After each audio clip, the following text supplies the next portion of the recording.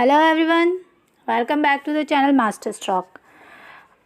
वैसे तो आपको सब कोई गाइड कर ही सकता है कि किस फील्ड में आपको कैसे जाना चाहिए और क्या अपॉर्चुनिटीज़ है, पर आज हम फ्रैंकली बिल्कुल डिस्कस करेंगे फ्रेंड्स लेवल पे कि आखिर किस फील्ड की रियलिटी क्या है और किस फील्ड में क्या नेगेटिव एस्पेक्ट्स हो सकते हैं।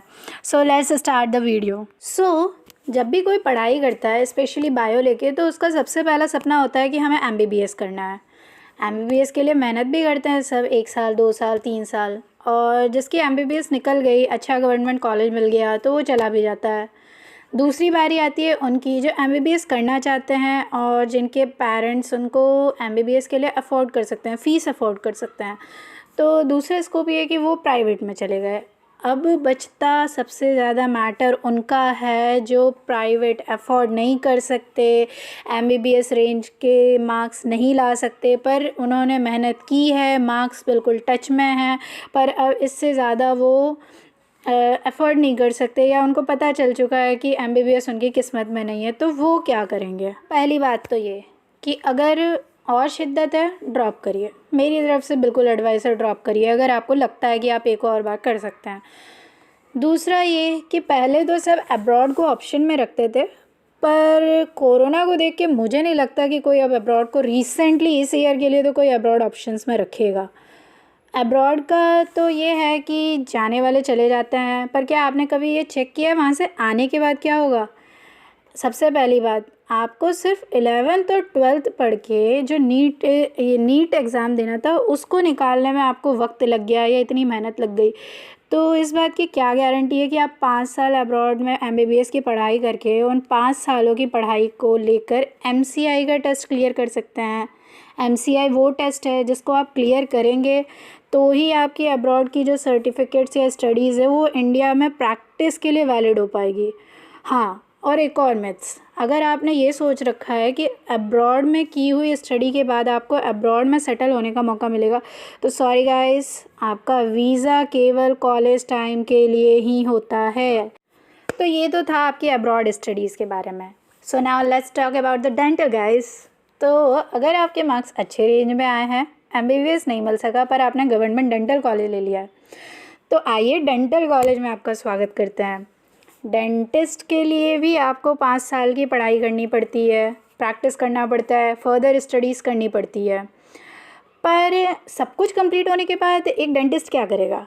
उसका स्कोप तो केवल दांतों तक ही है, और क्या वो स्टेथोस्कोप अपनी लाइफ में यूज़ कर पाएगा? डॉक्टर तो वो बन गया जब कॉलेज से निकलता है, अगर उसकी गवर्नमेंट जॉब लग गई ये तो उसका प्लस पॉइंट हुआ, पर अगर उसकी गवर्नमेंट जॉब नहीं लगी तो अब क्या करेगा वो? तब ये सीन होगा कि वो अपना क्लिनिक खोलने के लिए सोचेगा। क्लिनिक के लिए पहले उसे ह्यूज अमाउंट में इन्वेस्टमेंट करना पड़ेगा, क्योंकि एक डेंटिस्ट की जो मशीनें होती हैं वो बहुत महंगी होती हैं। अगर वो एक क्लिनिक के लिए एफर्ट कर भी लिया तो मुझे नहीं लगता दूसरे क्लिनिक उसकी जल्दी ही खुलेगी, उसके लिए भी उसको और पैसा इन्वेस्ट करना पड़ेगा। तो डेंटिस्ट के लिए स्कोप लेवल कम है। डेंटिस्ट के बाद बारी आती है हमारे होम्योपैथ्स वाले फ्रेंड्स की। वो क्या कर रहे हैं? एक तो सबसे पहले इंडिया में होम्योपैथ्स के गवर्नमेंट कॉलेजेस बहुत ही कम हैं, और उसके बाद जब वो अपनी डिग्री कंप्लीट कर लेते हैं तो उसके बाद होम्योपैथ में गवर्नमेंट सेक्टर के जॉब्स भी बहुत कम आते हैं। हाँ, अगर उनकी खुद की अच्छी प्रैक्टिस है तो वो अपना क्लिनिक खोल सकते हैं, यहीं तक उनका स्कोप होता है, उसके आगे का स्कोप उनका बहुत कम होता है। अब आप सोच रहे होंगे कि मैंने हर फील्ड की बुराई कर दी, तो आखिर मैं किस फील्ड के बारे में आपको पॉजिटिव एस्पेक्ट दिखाना चाहती हूँ? तो मैं आपको बताना चाहती हूँ आयुर्वेद के पॉजिटिव एस्पेक्ट। एक आयुर्वेद डॉक्टर की डिग्री एमबीबीएस डिग्री से कोई कम नहीं होती। उसमें वो कॉलेज की जो ड्यूरेशन होती है, कोर्स ड्यूरेशन, वो 5.5 ईयर्स होती है, जिसमें आपको एलोपैथिक एंड आयुर्वेदिक दोनों सिखाया जाता है। आयुर्वेदिक का वेटेज थोड़ा ज़्यादा रहता है क्योंकि वो स्पेशली उसी के लिए है, पर उसके साथ उसमें मॉडर्न भी सिखाया जाता है, मॉडर्न प्रैक्टिस करवाई जाती है। इंटर्नशिप जो होता है वो 6 महीने आयुर्वेद, 6 महीने एलोपैथिक का होता है। उसके साथ ही आयुर्वेद डॉक्टर का प्लस पॉइंट कि वो अपनी दवाइयाँ खुद बनाता है। ऐसा कोई एलोपैथिक डॉक्टर नहीं है जो अपनी दवाइयाँ खुद बनाता हो, उसे केमिस्ट के पास ही भेजना पड़ता है। पर आयुर्वेद डॉक्टर अपनी दवाइयाँ खुद बना सकता है, खुद बेच सकता है, अपनी फार्मेसी खोल सकता है। और आयुर्वेद डॉक्टर को क्लिनिक स्टार्ट करने के लिए भी कोई पैसे का इन्वेस्टमेंट की ज़रूरत नहीं है। सिर्फ अपनी एक क्लिनिक खोलो, नॉलेज होनी चाहिए, पेशेंट्स को बनाओ और अच्छी कम्युनिकेशन स्किल होनी चाहिए, अच्छे डॉक्टर बनो और पेशेंट हैंडल करते जाओ।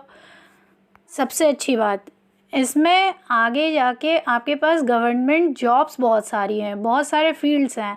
मतलब आप BA MS कंप्लीट करने के बाद इस सेक्टर में MD और MS कर सकते हैं।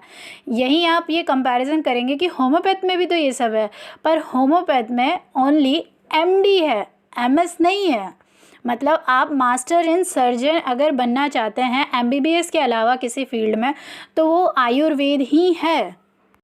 सबसे बड़ा प्लस पॉइंट आयुर्वेद का तो आपको 2020 में देखने को मिलेगा कि जब से ये कोरोना आया है तो आप पूरे इंडिया में देख सकते हैं कि जितना एलोपैथिक ट्रीटमेंट से पेशेंट्स ठीक नहीं हुए हैं, उससे ज़्यादा आयुर्वेद से ठीक हुए हैं। स्पेशली इसका सबसे बड़ा विटनेस मैं आपको मेरे ही कॉलेज सरदार शहर, जो कि श्री भंवरलाल दुग्गड़ आयुर्वेद विश्व भारती राजस्थान में है, उससे देख सकते हैं कि उसमें जो सर्व ज्वर हर चूर्ण बनाया गया है वो उसका बिल्कुल मास प्रोडक्शन हुआ है।